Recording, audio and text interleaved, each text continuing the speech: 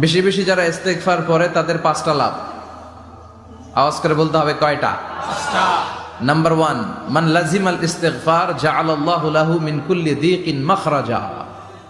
যে সব সময় ইস্তেগফারের সাথে লাজিমা মানে লেগে থাকে, আঠার মতো। কিসের মতো? চুইংগাম খান না আপনারা? চুইংগাম যদি হাতের মধ্যে লাগান আঠার মতো লেগে থাকে না?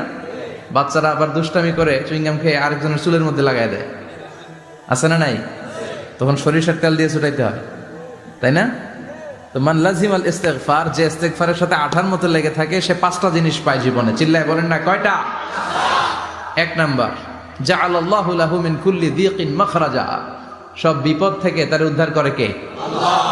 আমাদের জীবনে বিপদ আপদ আছে না নাই? আছে। কম না বেশি? বেশি। কত বিপদ, কত ধরনের বিপদ। যে কোনো সময় দুর্ঘটনা হতে পারে, রোড অ্যাক্সিডেন্ট আছে না নাই? আছে। যে কোনো সময় গুম হয়ে যেতে পারে।